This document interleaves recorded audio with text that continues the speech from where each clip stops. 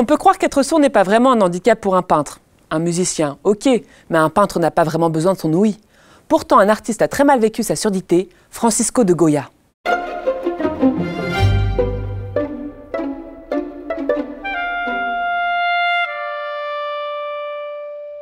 Salut les artistes! Peintre et graveur, Francisco de Goya est l'un des artistes les plus importants de la fin du XVIIIe. En 1793, notre artiste va devenir sourd et ça va radicalement changer sa manière de peindre. Bon enfin Goya, t'as pas besoin de tes oreilles pour peindre.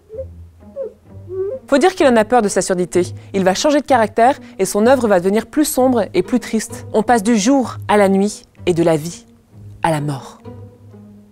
Alors qu'il adorait les portraits et qu'il en faisait plein, comme celui-ci ou encore celui-là, il les délaisse pour laisser place à l'horreur.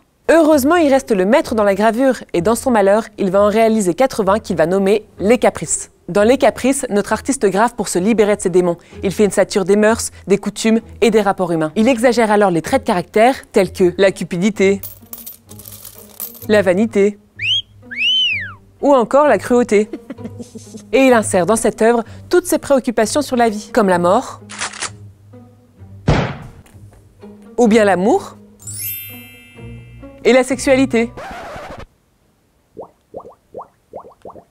Regardez par exemple celle-ci qui s'intitule « Le sommeil de la raison engendre des monstres ». Un homme assis dans l'ombre, accablé, désespéré, entouré de chauves-souris et de chouettes. Comme si l'artiste voulait montrer les tourments de son âme. Faut dire qu'en plus de la surdité, notre peintre va en connaître des événements tragiques. En 1808, sa carrière va basculer, c'est la guerre en Espagne face à Napoléon.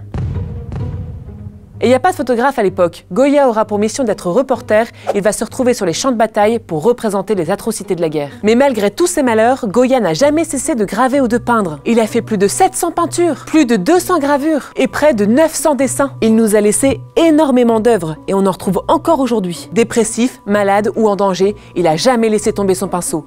Et pour ça, on peut le dire. Elle a raison, ils sont quand même balèzes ces artistes.